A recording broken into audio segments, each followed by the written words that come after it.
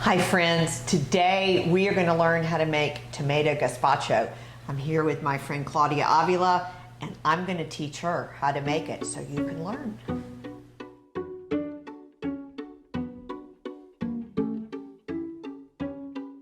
So the first thing, Claudia, that we're going to do, we have to have tomatoes for gazpacho that don't have any skin on them. So I'm going to teach everybody how to do this very quickly.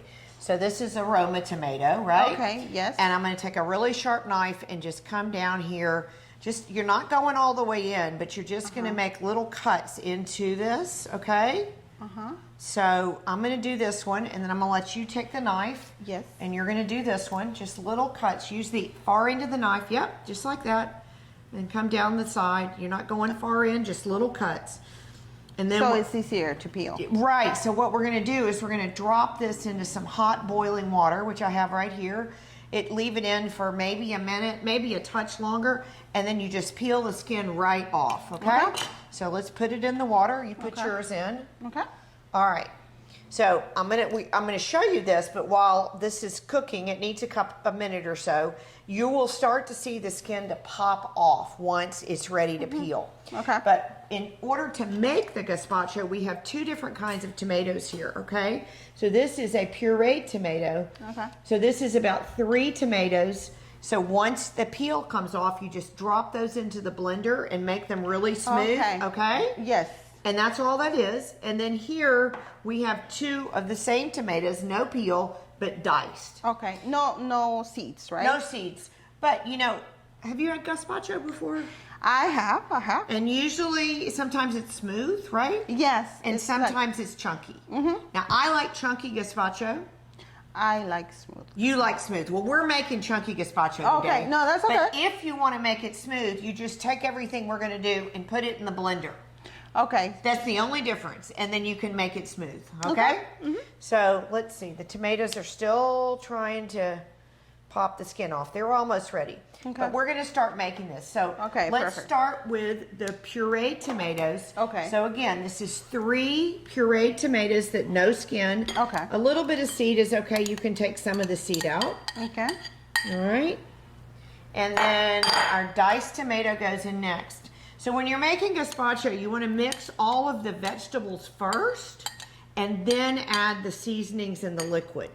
So for Silverstone gazpacho, we have all these fun ingredients. So this is cucumber. So it's diced cucumber. So it's about a half a cup of diced cucumber. Okay. And then we have a 1/4 cup of diced celery. Okay. And this recipe is so easy because if you have all this stuff made ahead, you can just put it together at the last minute, right? Okay, I'm going to stop you for a second because it looks like these are ready. So see how the skin has started to pop off of these? So I'm going to put these in the bowl right here. And I'm going to turn this off. And then I'm going to show you how easy it is to peel these. If you just take a spoon or a knife, you see that skin just comes, look at that. It's easy to peel. It just comes right off. And then you don't have to have the trouble of using a knife to get it off. And it just peels right off. And then you can just drop that right in the blender to puree it. So see, I don't want to touch it because it's still a little warm. But see how it just all came right off of there? That's amazing, isn't it? It is. My mother taught me that trick a long time ago. It's still a good one. Okay, so now we have the cucumber, the celery, and the tomatoes, right? Okay. Now we're going to add a little red onion. This is about a half cup of red onion. You can put all of it in there. Okay. Onion gives it good flavor, right?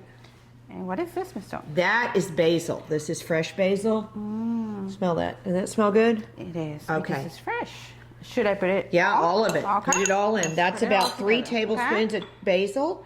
And then this is your favorite jalapeno. Of course. It gives This is it about a little bit of kick. Right, about a half a jalapeno minced up, no seeds definitely in the jalapeno. And this is red bell pepper, about 2 or 3 tablespoons of red bell pepper. Now, if there are any of these ingredients you don't like, you can just leave it out. Like if you don't like red bell pepper, then don't put it in there. Some people don't like onions. And some people don't like onions. You don't have to put the onions in. Okay. So give that a good stir. Okay. So now you kind of have a tomato salsa, right? Yes. Okay, so now we're going to make it into gazpacho. Okay. So we're going to start off with the seasoning. So this is about a teaspoon of salt that we're going to put in. 1/4 teaspoon of black pepper. 1/8 of a teaspoon of cumin. Now this is what I think gives it really great flavor. And about 1 garlic pod, minced up. And that gives it some good flavor. It's starting to look Look good, right? All right, and then we have a teaspoon of balsamic vinegar. Whoa. That's going to give it some wonderful flavor. Do you know what this is? No. Worcestershire. Oh yes. It's the secret in my gazpacho is the Worcestershire, because this gives it a really rich flavor. Okay. And then we have 2 tablespoons of lime juice, 2 tablespoons of olive oil. Yum. And then we're going to finish it with a 1/2 cup of just plain tomato juice, just out of the jar, plain tomato juice. And that's what gives you that beautiful color in your gazpacho. Look, now you've got that all made. Do we need to let it sit for? Well, so yes, we're not going to, because we're on the we're doing this, but normally you would want to put this in the refrigerator for at least an hour or 2 and let it get really cold, and then all those flavors tend to meld together, and then that's when it gets really yummy. Should we taste it? Yeah, let's taste it. Okay. So put some in there. A little bit of the juice. Yeah. That is gonna be good. Now our customers love this, right? Yes. When we sell this in this is the recipe that we sell in the shop, and we cannot keep it in stock. So, Okay. all right, you go first. You made it. Okay. If it's great, I'll take credit. If it's terrible, then it's your fault, right? Okay. It's good. Is it good? Okay, is good. let's see what we got here. It's Let's very see good, if you Michelle. did a good job. You can taste all of those wonderful flavors, can't you? And it is refreshing. It's very refreshing if it was cold.